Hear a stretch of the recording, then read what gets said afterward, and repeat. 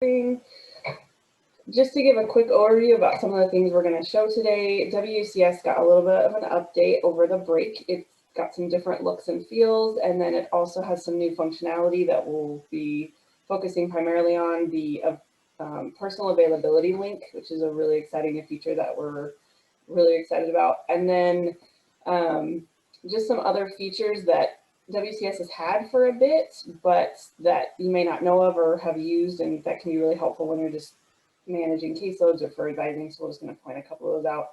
But again, this is really informal. So as you have questions, please feel free to speak them or put them in the chat, and we'll answer those as we are able. Are there any questions before we get started? Okay, go ahead and share my screen. So this is what I think I know everyone on the list here. So I believe you all have used WCS in the past. This is what your home screen looks like. It might vary a little bit depending on your role. There's a staff home, there's also a professor home. And depending on whether or not you have assigned advisees or not, what comes up on this homepage might be a little bit different. I'm rolled forward to spring 2021, so you don't actually see any of my advisees, but for your own first time login, this defaults to the current term for winter, and then you should be able to see your advisees if you have them, or your students in your classes if you're under professor role. So the main thing we just wanted to talk about on this screen really quick is just the buttons all look different, but they're all the same functions. So at the top, when we're doing in-person appointments, this is where we have an appointment queue. That's not used by a lot of offices, but that's same thing. Messages, this is not a huge factor because your messages just come to your email. But then if you have any minimized dialogues, so this is if you're trying to create like an appointment summary and you close it out and you need to go back and finish it later, it goes up there. The quick search is the same, it just has a little bit different look. And then if you ever need help with the site, there are help articles and a help center in here that are available anytime. So those also in functionality just look a little different. And then down the left side, if you've used this before, this is the staff. I believe they look pretty much the same. I'm an admin, so I have a few more buttons than you might see, but same idea. There's your home, your conversations, your calendar. If you update or manage cases, that's the file folder. Appointment campaigns, if you've used those before, has a slightly different look, but it's the same button. Reminders, if you use that functionality of the system to set yourself reminders. This button looks different, but it's the advanced search, which is a new feature since the upgrade started last year. We'll kind of come back to that later. This looks different as well, but lists and searches, WCS now has a function where you can actually upload CSV files of students and track them, or save a search. So if you have a group of students that you need to look at certain parameters at regular intervals, you can save the search. You don't have to load the search parameters every time. Again, we'll come back to that a little bit later. The analytics and the reporting, those are usually just admin, so you probably don't have those, as well as the administration tab. So that's the overview. Same exact functions as before. They just got a little bit of a weird makeover in terms of color and style, but they're all still there. So, and then for the focuses of this training, we're going to be under the staff home. So if you are under a professor role, you can click on this drop down and they'll give you all your options and you can switch to staff.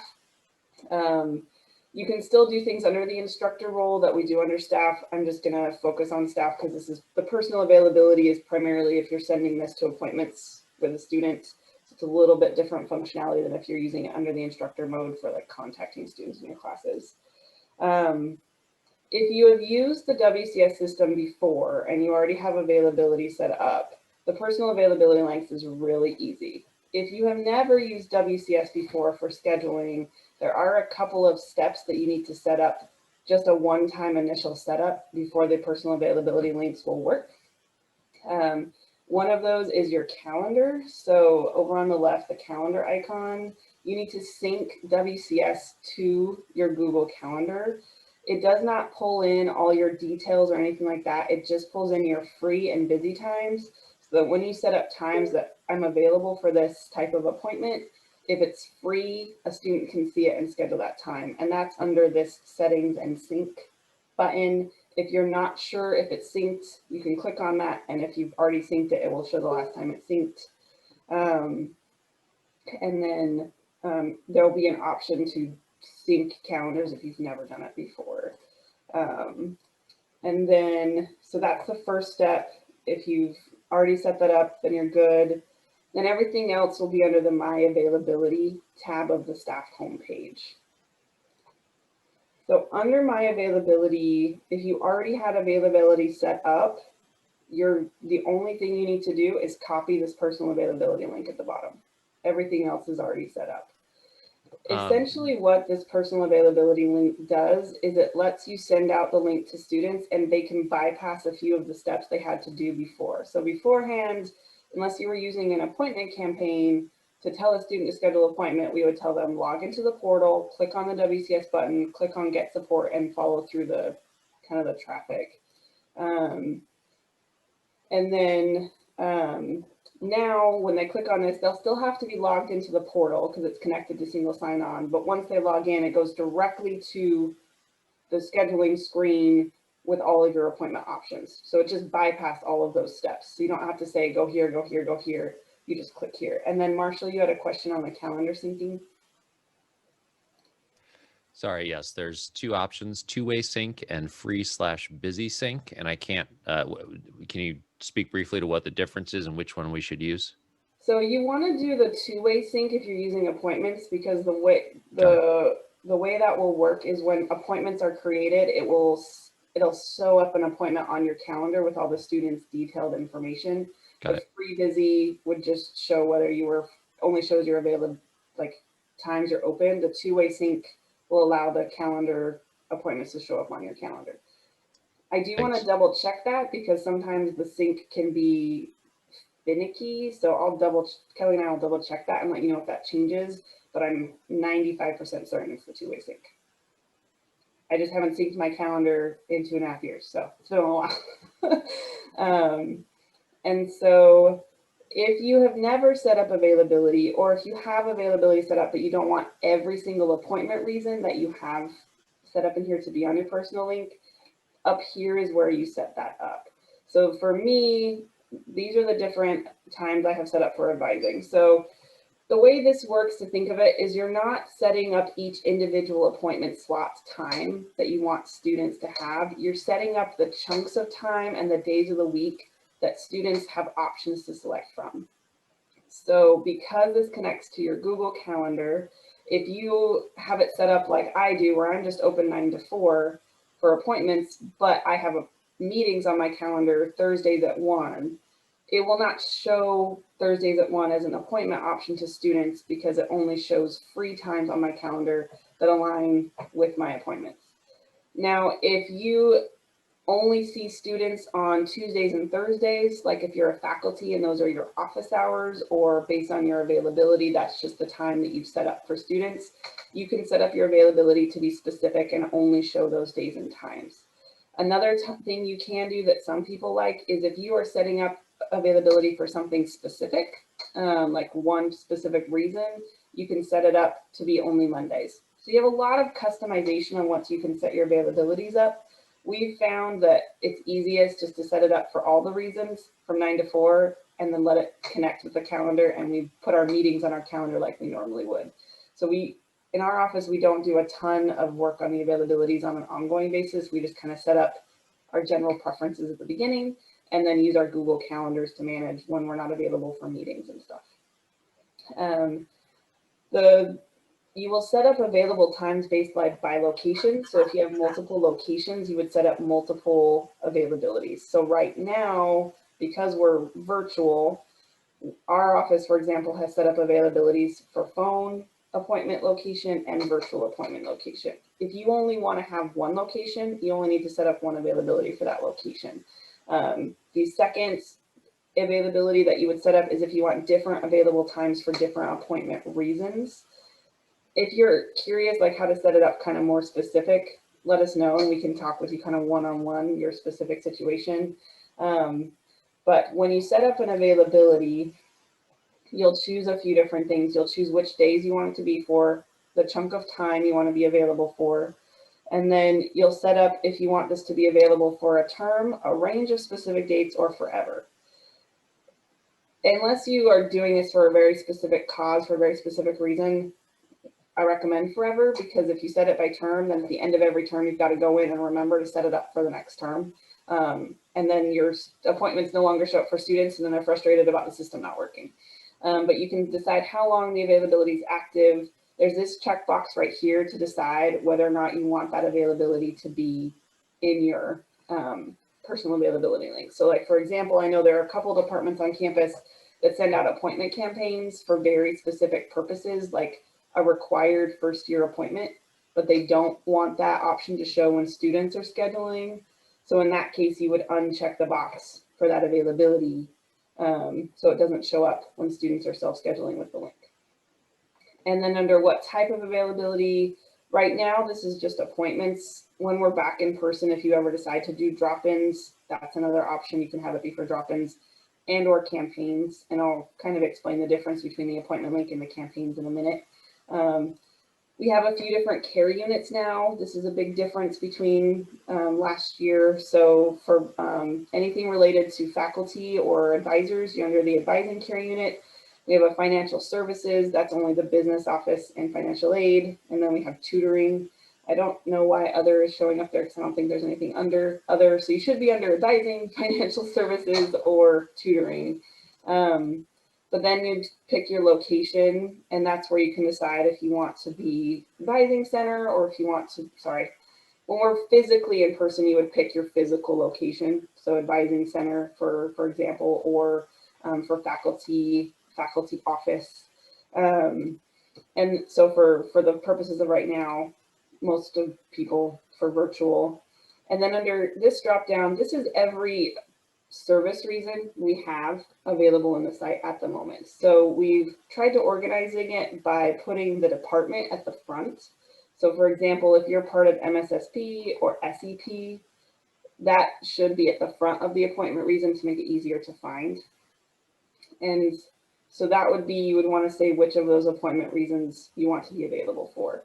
If you see reasons on here that you don't use anymore, or you see reasons on here you would like to have available, please get with Kelly. She gets on the back end on the organizational side of things and can give you a picture as to what is available for students on the self-scheduling. When we set up these appointment reasons, not all of them can be used by students on the self-scheduling side. They're used more on the back end for appointment record keeping. So if you have questions on the specifics of that, we can get with Kelly on that. But let's say I'm a faculty who's setting up major advising. And then the really nice thing too about WCS is right here under this URL phone number, you can put in the link that you use for your meeting so that it automatically sends out the info to students, so you don't have to send it to them individually. So for example, if this is for virtual advising and you have a Zoom link, you just put the Zoom URL in there, and then whenever a student schedules an appointment in the system, they get an appointment confirmation and an appointment reminder, and it automatically has that link in the email, so you don't have to send it separately.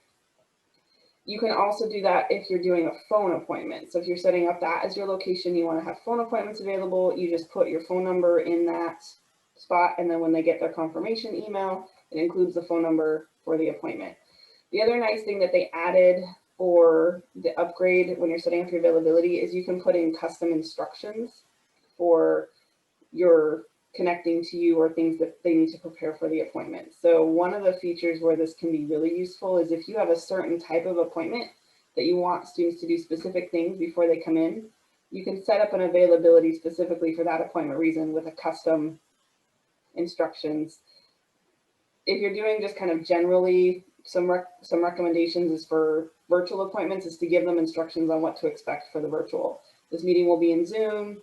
Here's how you log in. Please give yourself 5 minutes to download Zoom. In case you need it, here's my phone number in case we can't connect through Zoom. Or for phone, expectations of should I call you? Are you calling me? And those kind of instructions in the personal.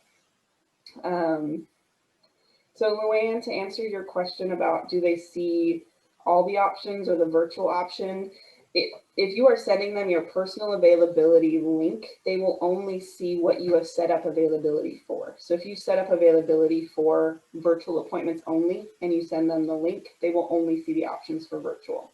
So it's based on what is available, set up on availabilities in the system. And then one of the things you can do in this availability is set the max number of students. If you ever want to experiment with group advising appointments, let us know and we can talk more about this. But in general, it's just defaulted to one person per appointment. So that's how you would set up your availability if you don't have one. If you already have availability set up, but you don't want them in your personal link, you can go in to edit your availability and just uncheck this add availability to the personal availability link, and it will take it out. And then once you have that all set up, you should be good to go. And then you can just use this personal availability link. You can embed it in your email signature, add it to your website. That's what we're going to be doing under each individual's name. We're going to just have our personal availability link there. If you're just emailing back and forth with a student, you're like, okay, let's meet, click on this link. And the benefit of doing all of that is if they set up the appointment through this link, then their appointment is already created in WCS. So when you'll see their appointment on your calendar, it'll have their name, their V number, the reason for the appointment, their contact information, so you don't have to go looking for it. And they also have the ability to add comments. So if a student adds in notes as to why they want to meet, that will already be embedded in the appointment on your calendar. And then you can also go to the appointments tab on your staff homepage, and you will see all your appointments listed there. You can click on the student's name. It will open their student profile. I'm not going to do that for this FERPA training just because that's really annoying to edit out in the video later. But it will show you all the information about the student, their history, their courses, their all of that. If you have questions about how to access the student profile, we have a whole training on that on our website, so feel free to check that out. And then once the appointment's over, because you've used the WCS system for scheduling, it's really easy to add appointment summaries. You don't have to enter in the days and times. It's all saved. You just go to the appointment. There's a box next to it that you check and say, add appointment summary. And you just type it in. So it simplifies that whole process into one system. So you don't have to check your calendar one place and then log into WCS and add the notes there. There's also a new tab in WCS that has class history. So it shows their current schedule, but it also shows their entire transcript. So that allows you to see all their course history. And then the categories pull in a pretty broad range of reasons now. You have every registration hold pulls in as a category. So you can see on the front page whether or not they have a registration hold. All of the minors pull in as categories. You can see major change history. You can see other categories like Pell eligible for financial aid and those types of things. So it really, we tried to get as much information in one space as we can to avoid logging into 6 different systems. So that's the main feature, personal availability link. When you were physically in person, I know of some people who use this have multiple offices, like they spend 2 days a week in one building and then they do offsite visits at another location. You can set up different availabilities for different locations for different days and times. That's all customizable within this page. Any questions so far other than the ones that have come through the chat? I'm going to stop sharing here for a sec just to see if there's any. I have a few quick ones. So using this process, can prospective students, people who don't have a Woo Portal login, or colleagues from other institutions use this, or is it only people who have Woo Portal logins that can schedule appointments this way? So good question, Marshall. It is, for students to self-schedule, they do have to have a V number and a portal login. If they are already admitted, so let's say they're coming for fall 2021, they've already have a V number and have a portal. They don't have to be an active enrolled student to do it. If you're talking to a prospective student that's never applied, that doesn't have a V number at all, that you can do manually. So you can still use the WCS appointment scheduling, but they could either reach out to you or call your front desk, and your front desk can schedule it for them. That's how our office does it. And there's a couple different ways you can do that, but basically on this main home page, There's a couple different ways you can do it. There's schedule a general, oh, sorry. Help if I was sharing my screen still. You can schedule a general event, or there's an appointment center that your front desk can use to schedule it. And we have a fake Jill John student that you can use as a placeholder. So when we put up on our website for current or admitted students, here's the link. For prospective students, just call, and we give them our front desk number and they call to schedule.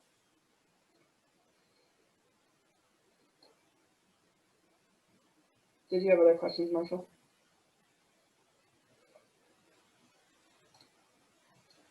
Any other questions on this new feature before I kind of share some other fun features that you may not have experimented with yet in WCS? Nikki, I have a quick question. It's Akansha. We used to have the drop-in queue before. I don't know if we still have it in the system. It's been a while since I've used it. If you have time, I'd really appreciate if you could go over the process with us. So yeah, so when we're in person, WCS has the option to do drop-ins, and you can do this a couple different ways. You can set up like a kiosk for students to self-check-in, or you can have your front desk check them into an appointment queue. We use the front desk option because we just like that personal feeling. So for your front desk, let me share my screen again, who would manage the drop-ins, or for yourself, whoever is managing it. At the very bottom of the screen, there's these additional modes. And there's the appointment center mode. And so when you go under the appointment center, you would choose your location. So let's say we were back in person, I'm choosing the advisor center. You can schedule an appointment through here, but then also if you bring up a student's name, you want to check in. It's been a little while since I've done this. Kelly, do you remember where this is? I don't think I've ever checked in a student before. It's been a minute. Seems like there would be a button. There is, I know there is. So Akansha, that might be something maybe we can get on a call after as a follow-up. We haven't done this for a year because we've been virtual, but you can check them in here, or when the students, under the main home page, there's appointment queues, and you'll see which students are checked in. But I know under that appointment center, you check students in, but I believe for that option to show up, you have to have drop-in availability set up under your My Availabilities. If you remember, under your My Availabilities, there's 3 options. There's appointments, drop-ins, and campaigns. You have to have drop-in availability set up here in order to be able to check in students for a drop-in appointment on that other screen I was just showing. So I think I found the drop-in appointments button. Okay. That little triangle arrow next to scheduling grid, it gives me options. Okay. And again, if you have questions, that's how it is done, but yeah. If you have questions on how that works, we can get on an individual call that might help, and you can share your screen and we can do it. Sounds good. Thank you. Yeah. And then for the virtual setting, I will say we haven't been using the drop-in feature because we used it in person as a way to manage an appointment queue, so we knew who was in the office. If we have a student that just calls us or wants to connect over email and we don't schedule a full appointment, we'll just go to their student page, and there's an option off to the right that says record appointment summary, and we just record the appointment summary. We don't go through the whole checking them in process. We just use the drop-in to manage an appointment queue when we were in person. So there is that functionality with WCS as well. So good question. Any other questions? Okay. So shifting focus, since we've had the WCS upgrade for a little while, there's some other features to it that we have now that people are familiar with the system that are really useful when you're working with students to kind of manage. Either if you have at like an administrator level, you have an entire big group of students you need to manage, or as an advisor level, your own advisees. I'm just going to show a couple of those features and what they look like, and then feel free to ask questions. What this really has helped for us is be able to use one tool for a lot of tracking, and rather than having to use like 6 different spreadsheets outside of the system to manage things. So I'm going to show a little bit of that and just some of the fun things we've used it for on some of the other settings. So the first one I will say that is probably my all-time favorite feature are lists. So if you have a list of students that you want to track for whatever reason, it can be whatever you want. You can set up a student list, and then you can pull that list in under advanced search to see if they're enrolling, to see what their GPAs are. And the really nice thing is that you can create lists within WCS, but you can also create lists in a spreadsheet and upload it. So for example, for those of you who don't know, I do this big registration nudge campaign every term to see who's not enrolled and whatever. And it's faster for me to check in WCS how often they are enrolling so that I only have to run like my official enrollment report out of Cognos that takes 6 hours every other week, but I can keep like a snapshot here. And so there's this option under actions to upload a student list, and all you have to have is a CSV file with the student's V number and name. That's all you need.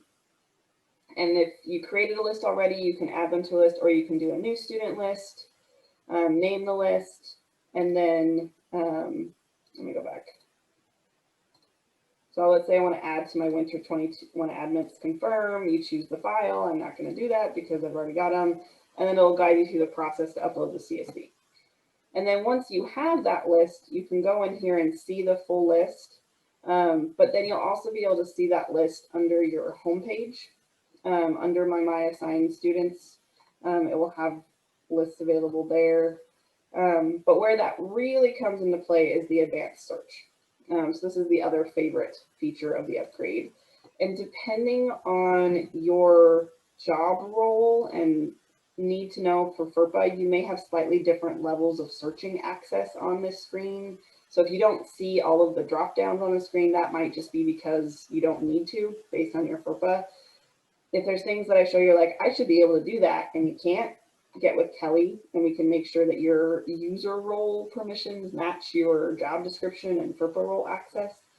But with the advanced search, this is where you can pull lists of students based on certain parameters, and then you can actually do action items. You can send them messages, you can download the report to do stuff in Excel, you can save it to watch it later. So for example, if I wanted to keep track of a specific list of students to see if they were enrolling, I have my, under the student information, you can put in a lot of parameters just on your own, but you can also select a specific list.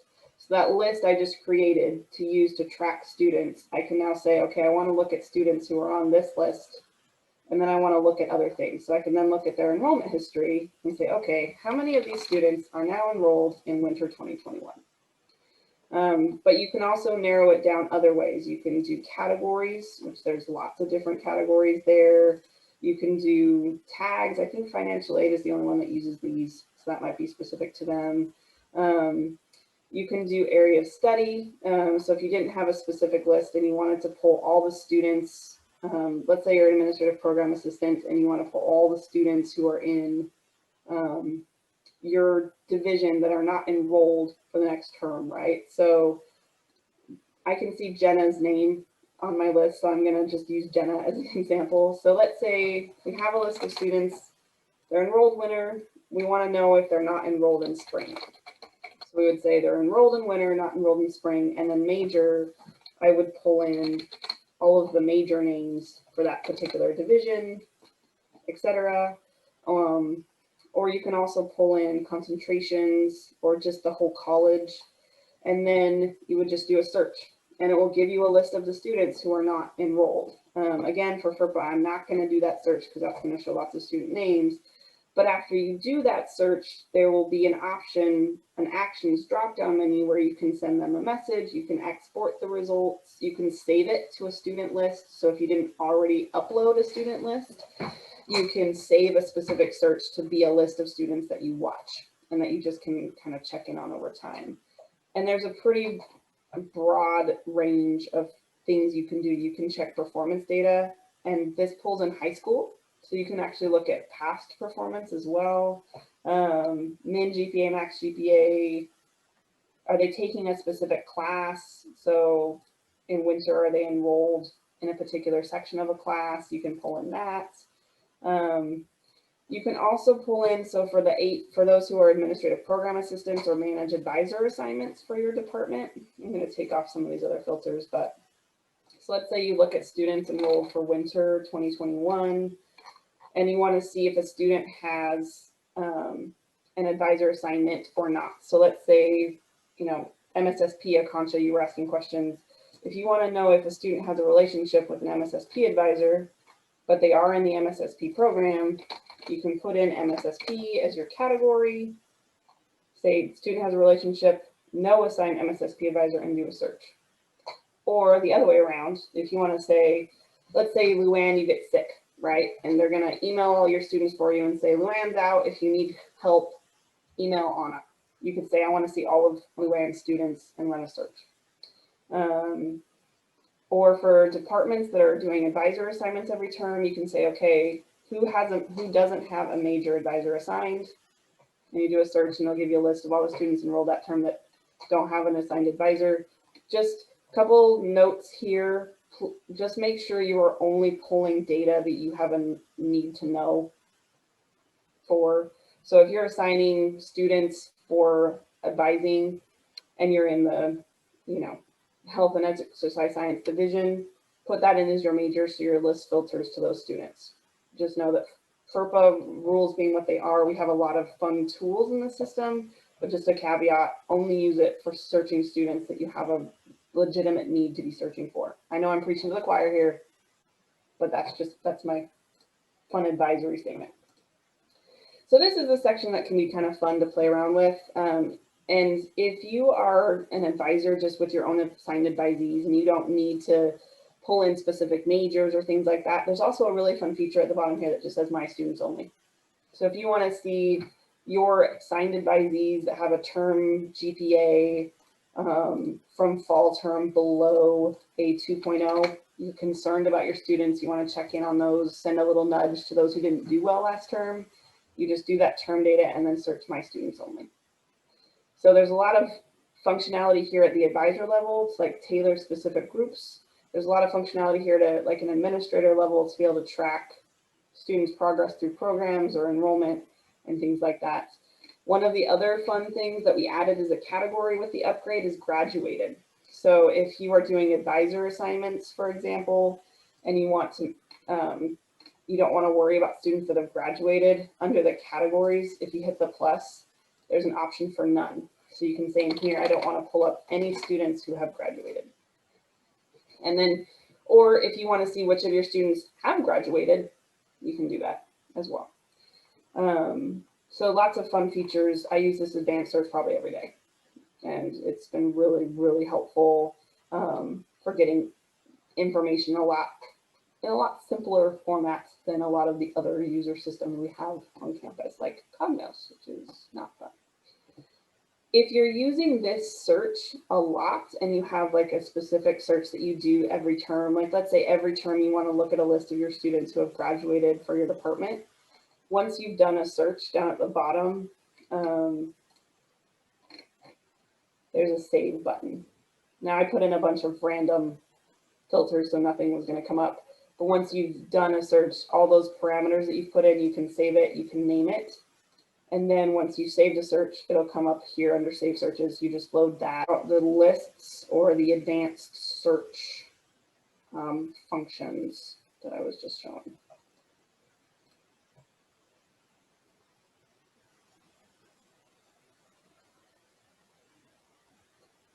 Kelly, is there anything you would add or anything you seem particularly useful that I haven't already shown?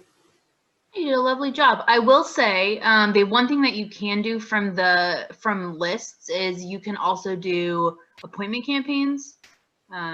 So that's helpful. Again, it's all kind of like a one-stop shop, so you don't have to do multiple screens or whatever.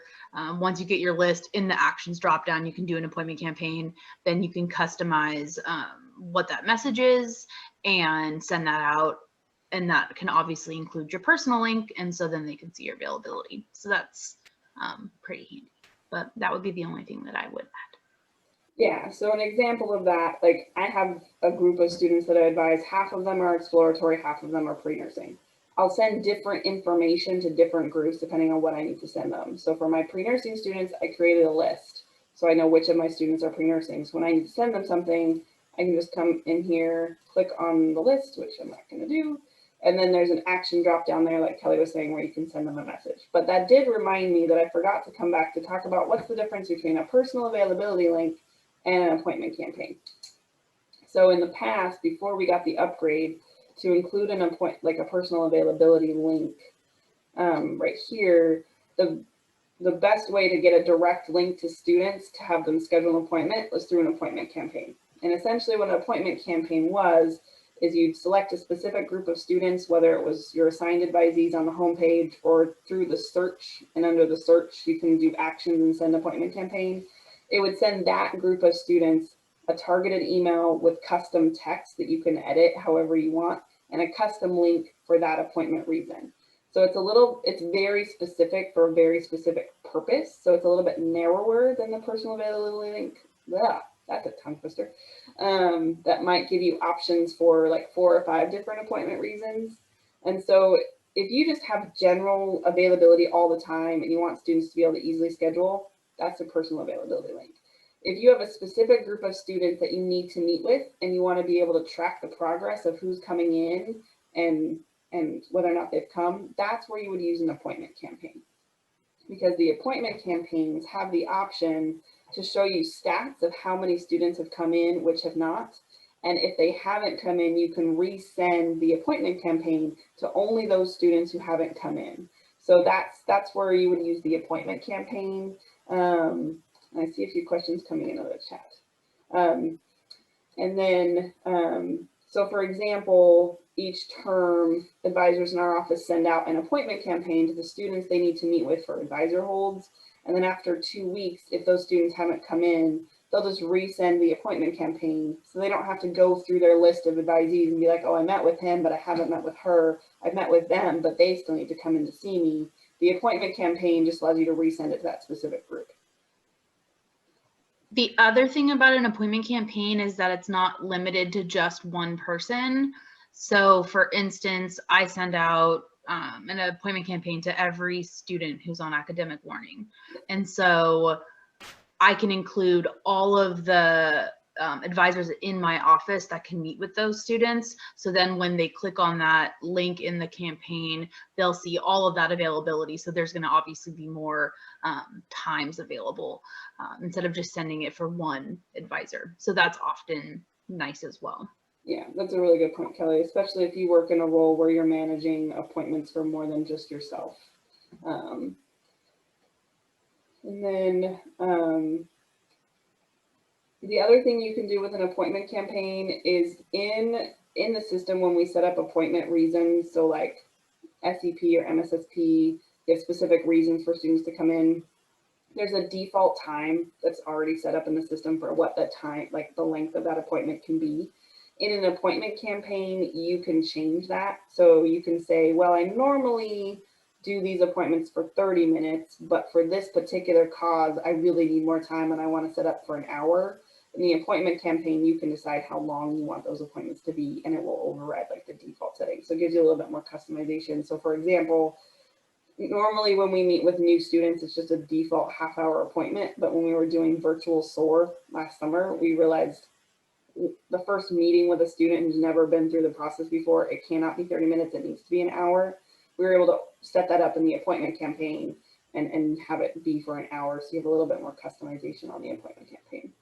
So appointment campaigns really good if you have specific purpose you're trying to get appointments in for, you want to be able to track the progress and resend it. If you just need a general link to let a student schedule with you anytime, that's your personal availability link. So Marshall asked if there's a way to limit the lead time for appointments. So that is set up on the service reason in the back end by default. So every service reason we can change what the lead time is on that. So for example, our department, our default lead time for all of our appointment reasons is 4 hours. but for some departments it's 24 hours, and then other departments it's like an hour. So that's something we can customize based on your appointment reasons and the needs of your office. So if we've already set up appointment reasons, we can jump on like a Zoom call and just look at what your lead times are and see what you want them to be and what we want them to change. But they can be customized by department at the location level and the service reason. So that, yeah, like faculty major advising is set to an hour, but like our office, when we went virtual, we wanted more flexibility. So we set it to a 4-hour lead time. And you can have 0 lead time if you really want it, but we just customize that at the service location. So that is customizable, but that's on the administrative backend. So we would just help you with that.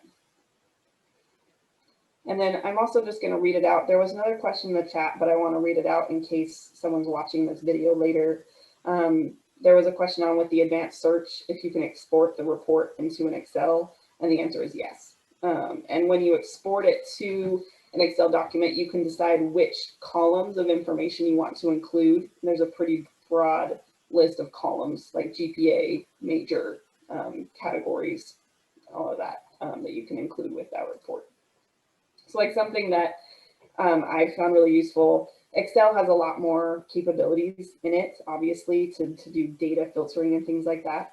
So sometimes what I'll do is I'll run a search of a group of students I want to look at. I'll export it to Excel. If I filter it down and I have a specific group, it's like, okay, this is my group that I really want to look at, keep an eye on.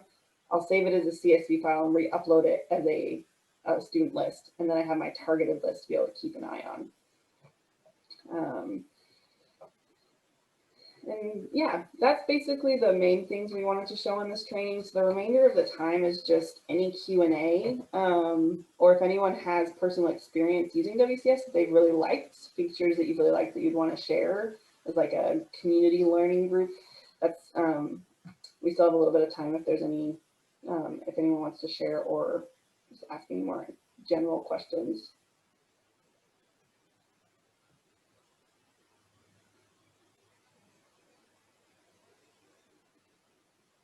Has anyone outside of Kelly and I used like the advanced search features or any of those and tried those out? We've had a few like department administrators start using that function in different divisions and have really, really liked it just because it's so much easier to use than some of the others. If you have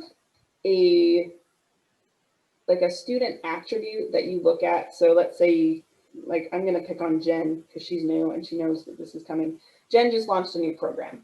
And so to be able to track the students in that program, that's not in WCS right now. But if it's in Banner, there's a chance we can get it in WCS to be pulled as something we can track. Now, there comes a point where we can't do that so much because the category list would be ridiculously long. But if there's key areas that are common for lots of students that you want to be able to track, let us know and we can see what we can do. So for example, Kristen Morrow just worked with us and she has attributes set up for which students are enrolled in degree partnership programs at other institutions. So now that's added as a category and you can see which students are enrolled at Chemeketa or Lynn Benton because we were able to pull that information into WCS as a category.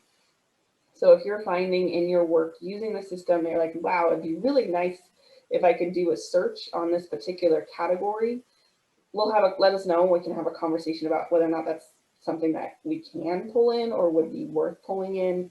But the categories, there's a lot more new categories now that there weren't before the upgrade that make that search feature really useful. Got a quick question. Yeah. Just kind of wishing here. Is there a way to pull a list of students who have repeated courses more than once? Where it would... Is a good question. Let me take a look. Like if I had a list of all the students that have repeated, let's say, could I just import that, maybe like the student ID numbers into it, and then it give me like the courses for them that they are repeating maybe? So maybe under the advanced search, you can look at which courses they are enrolled in. there, to my knowledge, there's not an option to say, show me all their repeated courses. Yeah. So I don't know if there's a way to do any repeated course, but if there's a specific course you're looking for, then Right. yes. On the student profile, it will show on the front profile how many courses they've repeated. So possibly if you want to get on an individual call with Kelly or I, we might be able to look at it and play around with the advanced search. Okay. But under the course data section, I didn't show this one. Here's where you can say, I want to see students that are enrolled in these specific courses. So you can look to see if they, in fall 2020, if they took Writing 122, are they enrolled in Writing 122 in the winter? So there, you can do it at a course-based level, but I'm not sure there's a way to do it kind of in math if they're just Yeah. that would Okay. be really nice, especially for your work. But there, on a course level, there is. So this is one I've seen like faculty using if they're wanting to see which of their students have like taken the prerequisite or are retaking their class. That's an example I've seen that particular course data used for. Or if you have a required course for your program and you want to see how many of your students have taken it. Unfortunately, I'm lobbying for this option, but it hasn't happened yet. There's no option to say, show me the students not enrolled in this course or who haven't taken this course. I'm lobbying for that one because that would be really handy too. So that's the best I know about maybe, but we can always hop on a call and see if there's a way. Sometimes it's easier when we have a specific example. Yeah, thank you. I'll reach out. Because it is a fairly new upgrade, we're constantly learning things about, oh, I didn't know it could do that. Oh, I'll actually share that fun factor. So this only works for your assigned advisees. So if you use Banner to do advisor assignments, and on your home page, you have a list of assigned students, you can actually send them messages via email or text. Now, the limitations to that, the student has to have put in a text number and they have to be your assigned students. The only people who can send text to people who are not their assigned are Kelly and me as the app admin. Mostly just because we don't want people accidentally texting or emailing the entire student body. But if you're on your main staff homepage and you have a list of assigned students here and you go to actions, you can send message. There's a toggle between email and text. The fun tip, if it's less than 50 students, they can text back. And you can actually have a text conversation with them through WCS without ever having to have a phone number or having to, pay for texting feature. The way that works is if they text back using their phone, you'll get an email that says you have a message and it'll show you the content of that message. And when you log into and then you would have to log in, if you want to text them back, you log into WCS and it's under your unread messages and you can respond back there and it'll send them the text back.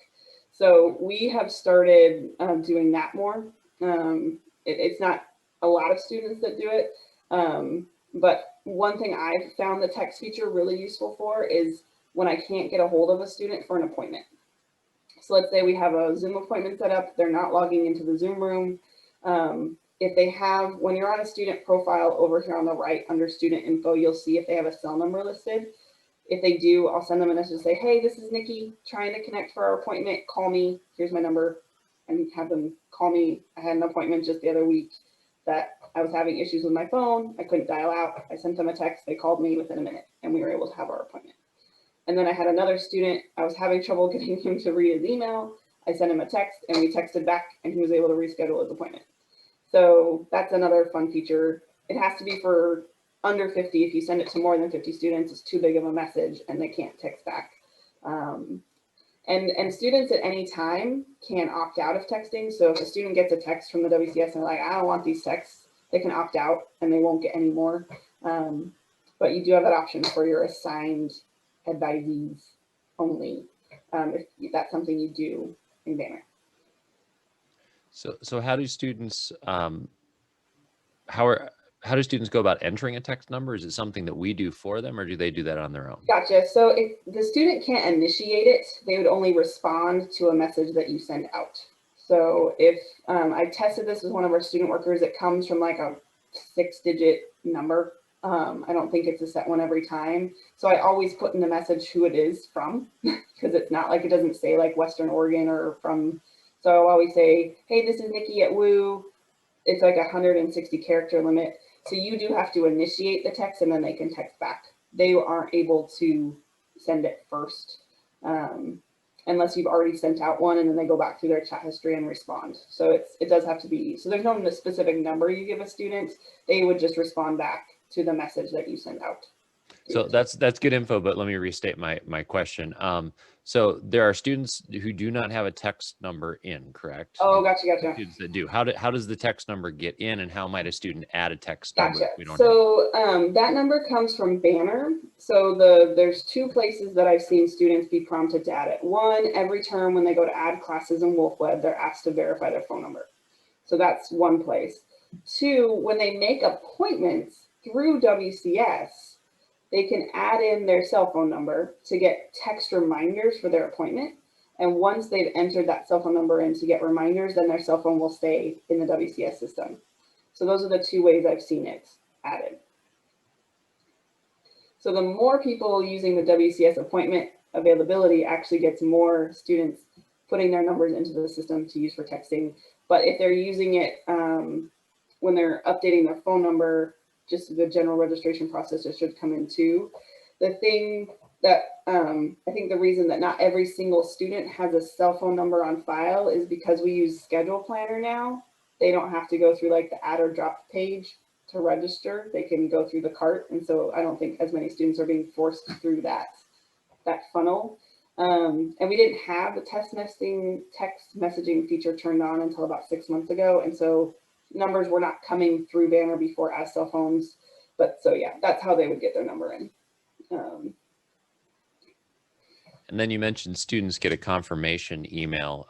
2 questions. Is there a way to customize that confirmation email? And then number 2, does it do anything in terms of auto-generating like a Google Calendar appointment or a calendar link of some kind, or is it just a text email?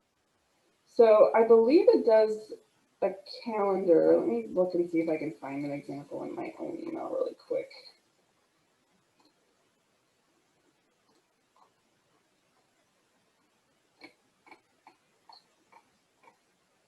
So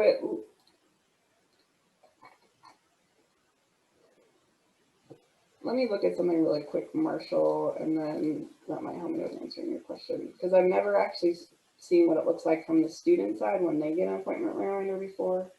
So let me just look at something really quick.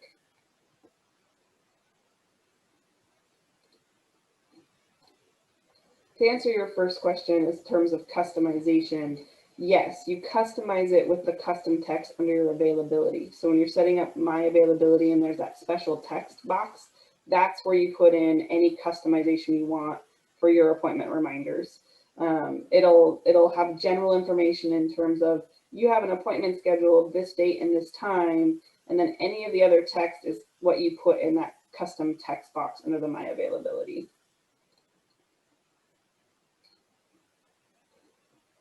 But I'm going to, I know for us, when we get appointments scheduled, it automatically puts it on our Google Calendar because our Google Calendar is synced. For students, though, I want to check something. So just by default, it's just an email that has the information. I just checked on a student, they can sync their Google Calendar.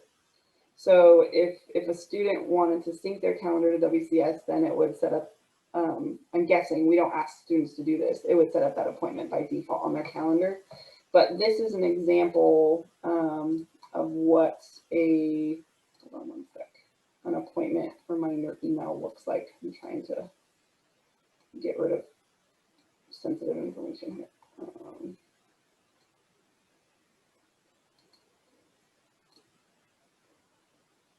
Okay.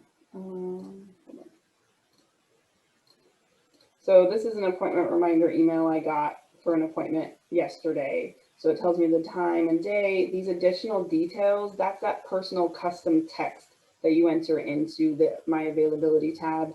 And then if it's a phone appointment, that's where that phone number comes in. If it's a Zoom appointment, that's where or virtual appointment, that's where the meeting URL would be automatically generated.